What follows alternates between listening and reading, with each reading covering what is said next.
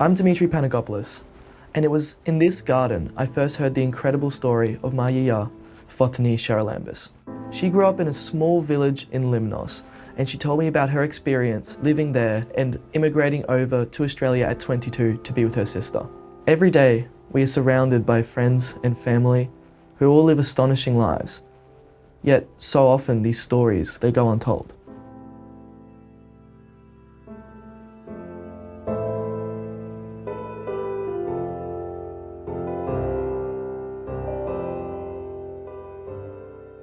So yeah, when your journey first began in that small village of Greece, what was it like? What was it like back there? In the village. Yeah. It was a normal, nice life.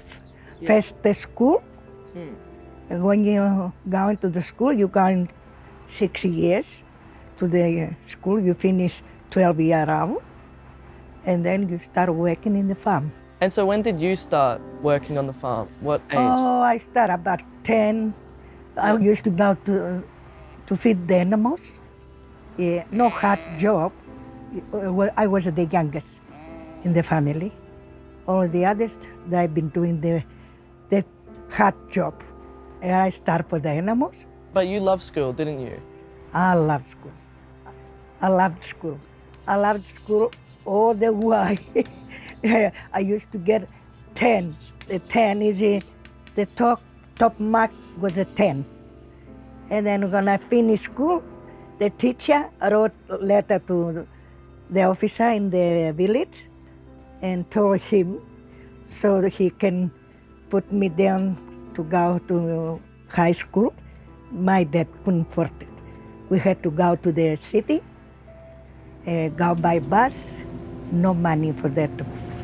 And nobody to support me in the city, so I didn't go. The school helped me a lot. When I finished the school and stay home, you know, the night time, I used to read books.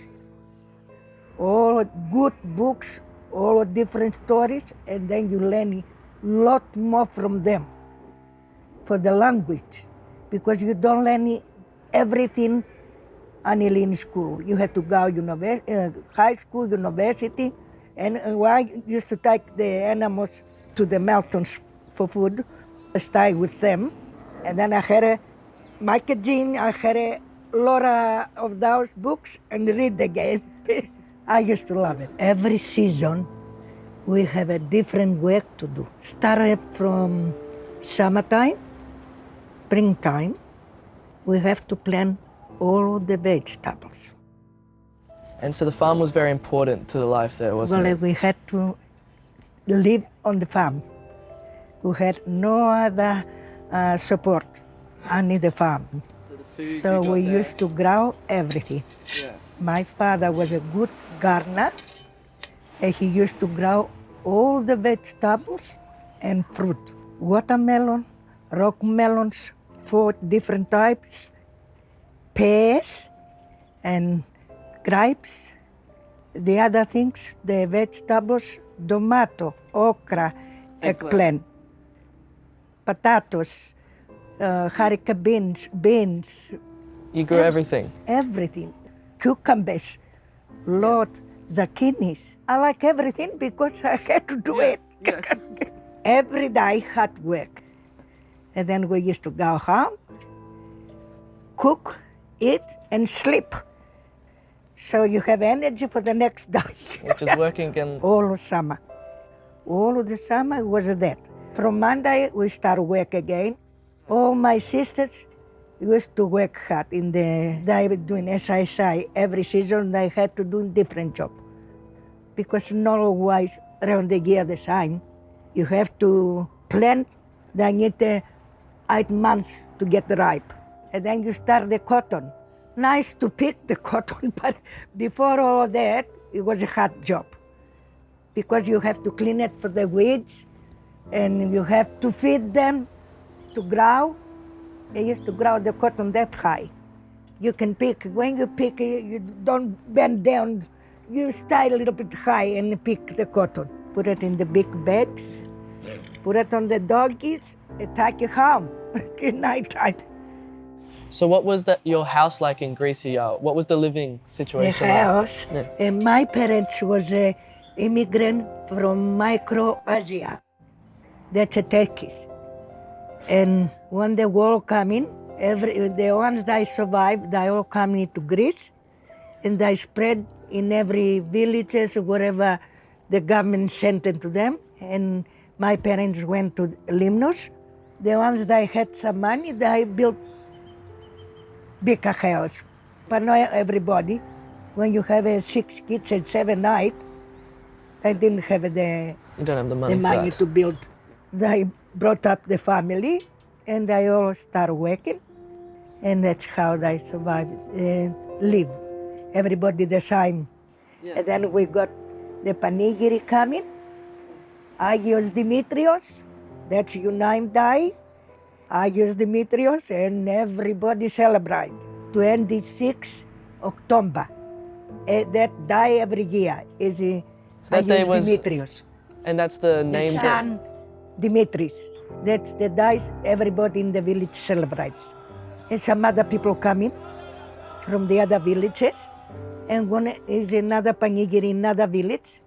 From my village used to go to the panigiri because it's for everybody, the panigiri. And so then you had to stay, and then you started working on the farm Start more? working the farm, yeah.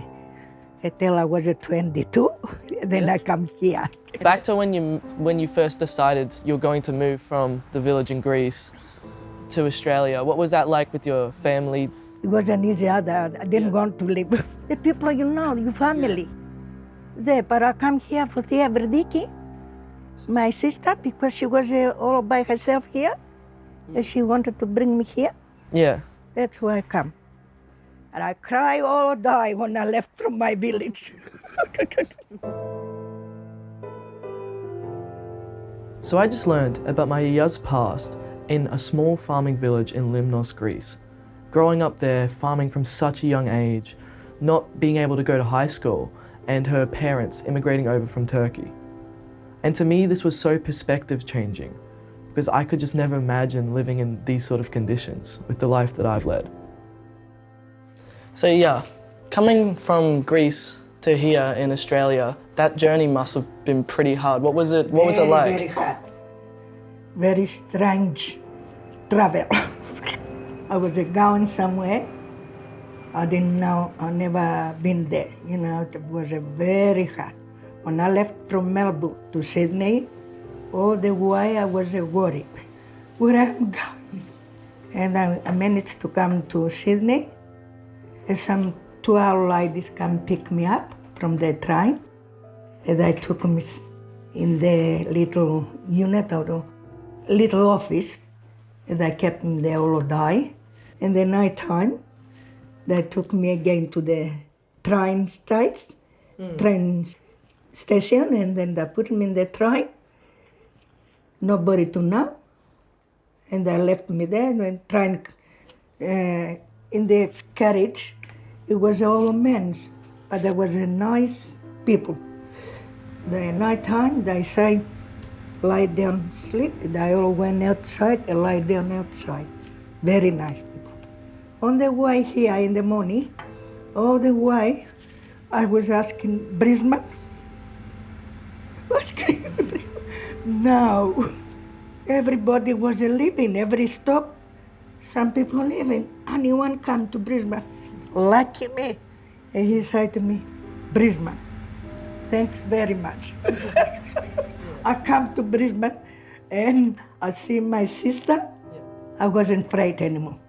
And then we went home, and that's it. Next day I went for a job, looking for a work. So how soon after you landed did you end up going for the job? The day after. The day after, you were straight to a job? Yeah, I come for Thursday, and Friday I went for a work. I got the job. And Monday I went to the job to work. I got engaged. In a few months later, I got married. I started family. And how does it feel now being able to tell me the story, and like, does that make you happy? I'm happy. Yeah. I'm happy for that. I don't like to be in the camera, but I'm happy as long as I can help you. Yeah. Use all I use. And all of you. do you think it's important for grandchildren to be able to hear from their grandparents and know about their past? Yeah. Otherwise they might not have heard I'm very pleased because you asked me that. Yeah, I'm very happy. I'm very happy for that, to help you. Yeah, I'm very happy to help as long as I live. To know something I didn't know before, I would never known anything about your past if I didn't just ask you, and it's such a shame. It's such a long part of your life. Never. Every time you ask, you learn more. And then by learning more, you get more helpful, and you're not shy. You ask again and again and again. And so it's nice to learn more about you and your past. And nice to see you more. It's lovely. For the first 20 years of my life, I knew nothing about my grandma. And that's just something that's hard for me to believe. Somebody I thought I knew so well, I had spent so much time with through my childhood, I actually knew nothing about. Her story immigrating from Greece to Australia was completely foreign to me. It was, in my life, something I just can't understand. It almost seemed impossible. And all it took for me to learn about it was one day gardening with her, and she just told me the story. And it meant so much to her, and it meant so much to me. And these stories, they live amongst us every day. Everybody has these stories, and all we have to do is ask.